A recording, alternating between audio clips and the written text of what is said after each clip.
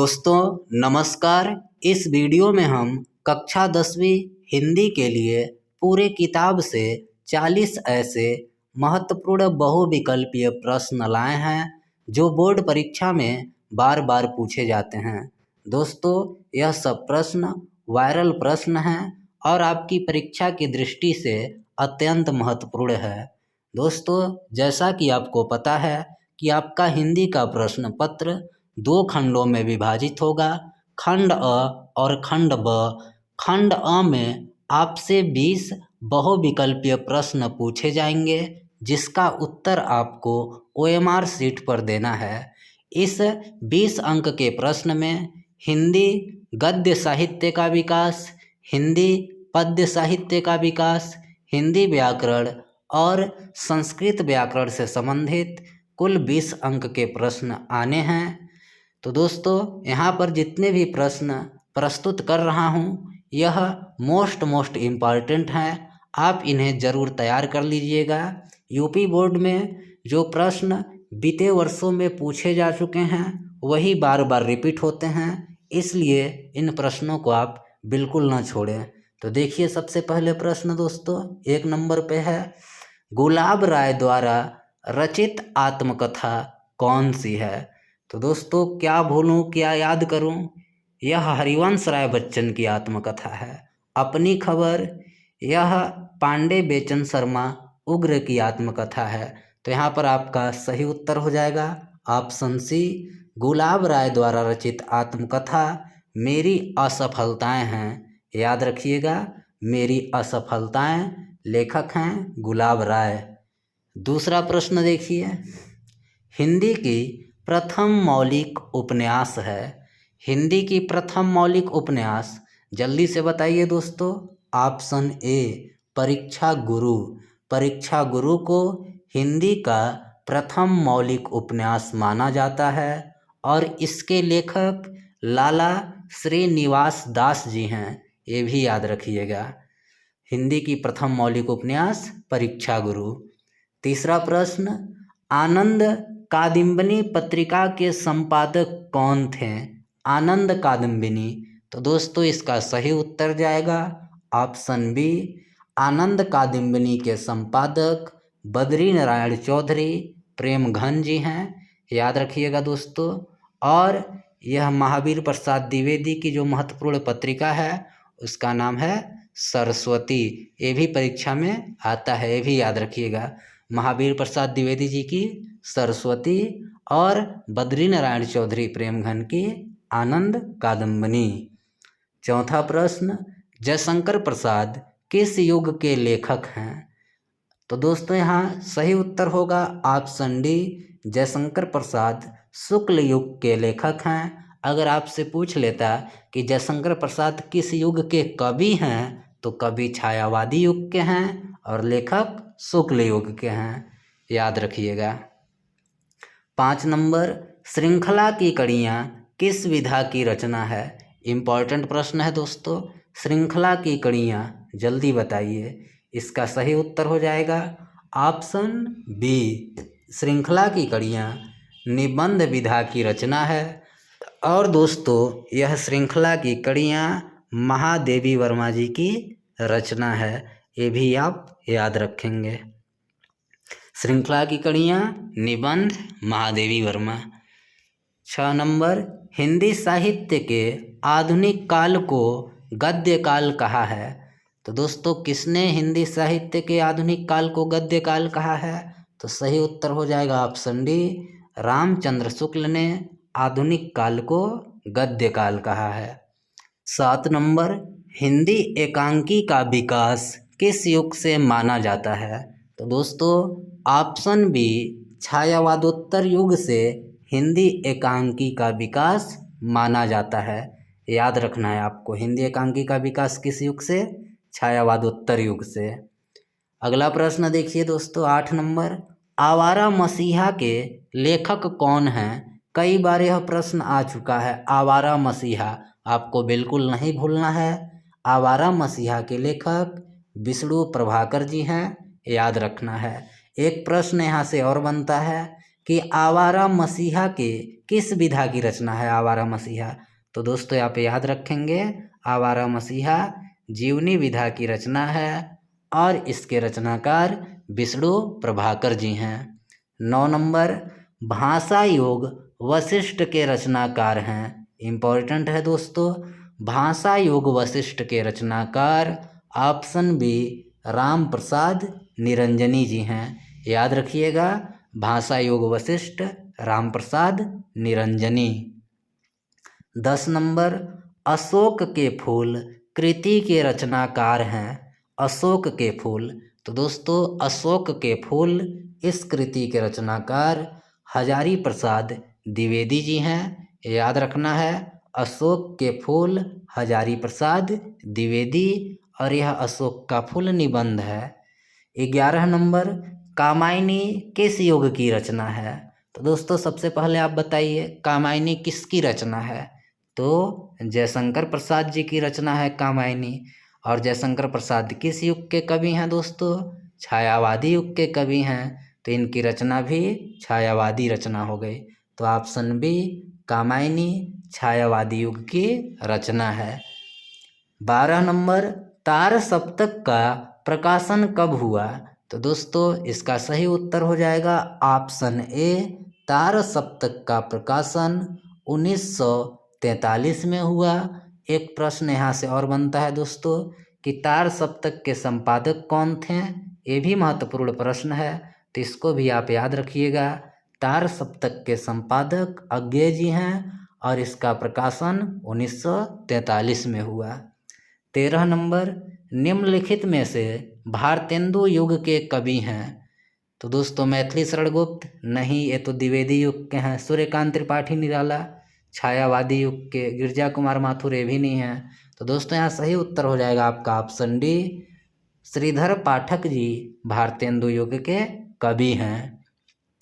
14 number, Hindi खड़ी बोली की प्रथम महाकाव्य है। पृथ्वीराज रासो, प्रिय प्रवास, पद्मावत, भारत भारती। तो देखिए दोस्तों यहाँ पर आप कंफ्यूज हो जाएंगे कि हिंदी खड़ी बोली की प्रथम महाकाव्य है तो आप करेंगे पृथ्वीराज रासो। तो नहीं दोस्तों, इसका सही उत्तर होगा ऑप्शन बी हिंदी खड़ी बोली की प्रथम महाकाव्य प्रिय प्रवास है। और अगर आपसे पूछा जाए कि बस हिंदी की प्रथम महाकाव्य कौन है तो वहाँ पर होगा आपका पृथ्वीराज रासो। और अगर हिंदी खड़ी बोली की बात की जाए तो वहाँ पर आपका प्रिय प्रवास। याद रखिएगा, हिंदी की प्रथम महाकाव्य पृथ्वीराज रासो और हिंदी खड़ी बोली की प्रथम महाकाव्य प्रिय प्रवास।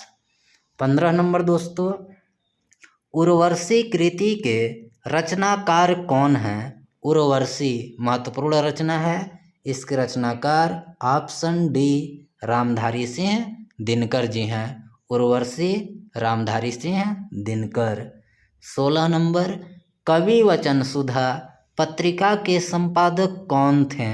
तो दोस्तों कवि वचन सुधा पत्रिका के संपादक भारतेंदु हरिश्चंद्र जी थे। याद रखना है। 17 नंबर, निम्नलिखित में से राष्ट्र कवि की उपाधि से सम्मानित कवि हैं। किस कवि को राष्ट्र कवि का दर्जा प्राप्त है। तो जल्दी से बताइए दोस्तों, ऑप्शन सी मैथिली शरण गुप्त जी को राष्ट्र कवि की उपाधि प्राप्त है।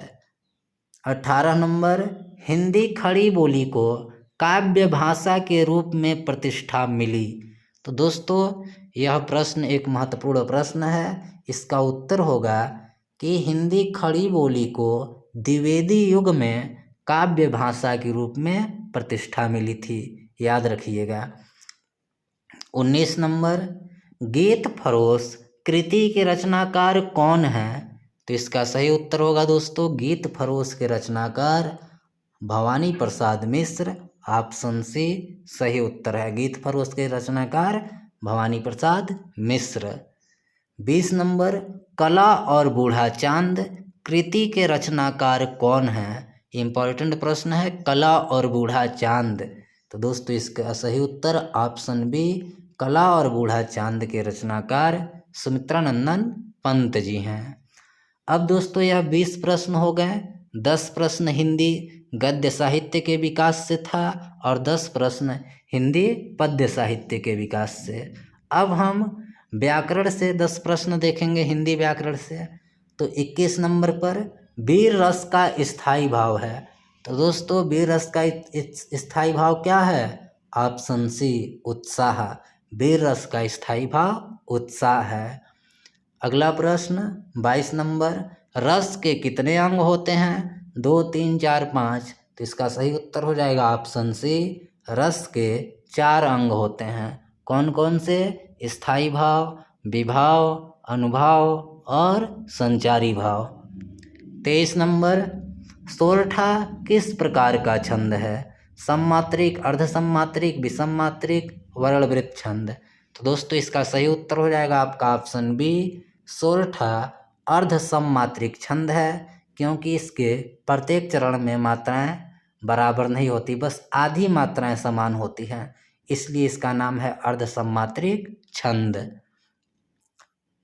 24 नंबर, रोला छंद के प्रत्येक चरण में कितनी मात्राएं होती हैं? दोस्तों रोला भी सममात्रिक छंद है। रोला एक सममात्रिक छंद है और इसके प्रत्येक चरण में मात्राओं की संख्या 24 होती है। तो ऑप्शन यहाँ पर ए सही होता है आपका। अब दोस्तों 25 नंबर का प्रश्न यहाँ पर 25 रहेगा। चरण कमल बंदो हरिराई पंक्ति में प्रयुक्त अलंकार है।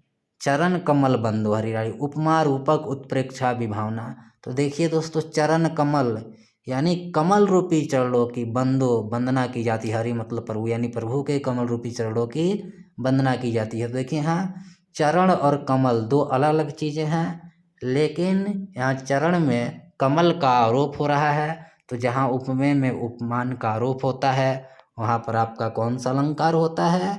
रूपक अलंकार। तो ऑप्शन बी सही उत्तर होता है। चरण कमल बंदो हरिराई में रूपक अलंकार है।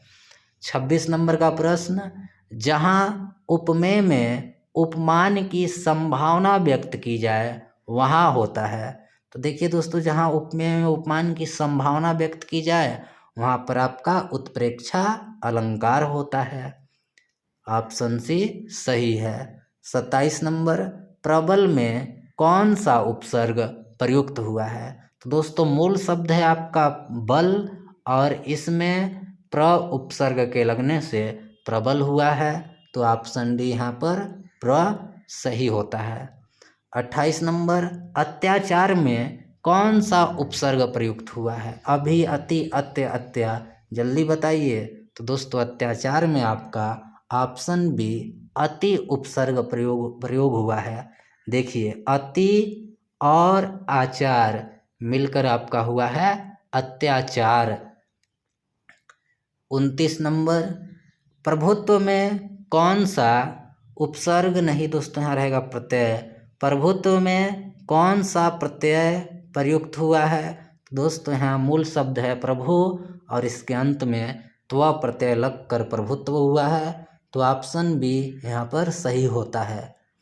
30 नंबर, प्रत्यय के कितने भेद होते हैं? तो दोस्तों आपको पता है प्रत्यय के 2 भेद होते हैं, कृत प्रत्यय और तद्धित प्रत्यय। अगला प्रश्न देखिए 31 नंबर, तिरंगा में कौन सा समास है? तिरंगा 3 रंगों का समाहार। तो यहाँ देखिए पूर्व पद ती का अर्थ 3, रंगा का मतलब रंग, 3 रंगों का समाहार। यहाँ पूर्व पद संख्यावाचक है और उत्तर पद प्रधान है। तो यहाँ पर आपका हो जाएगा ऑप्शन सी द्विगु समास। दोस्तों सेम ऐसे ही प्रश्न आएंगे और इन प्रश्नों से आपको काफ़ी मदद भी मिलेगी, और ऐसा भी है कि इसी में से कई प्रश्न आपको अपने बोर्ड परीक्षा के पेपर में देखने को मिलेंगे, मेरा ऐसा विश्वास है दोस्तों। 32 नंबर, कृष्ण सर्प में कौन सा समास है? तो देखिए कृष्ण सर्प काला है जो सांप। तो यहाँ पूर्व पद उपमेय है और पूर्व पद उपमेय है और उत्तर पद उपमान नहीं, पूर्व पद विशेषण है और उत्तर पद विशेष्य है। ये कृष्ण आपका विशेष हो गया और सर्प आपका विशेष हो गया और कृष्ण विशेषण। तो कृष्ण सर्प काला है जो सांप, इसमें कौन सा समास हो गया? दोस्तों यहाँ पर आपका हो जाएगा कर्मधारय समास, क्योंकि एक पद यहाँ विशेषण है और एक विशेष्य है।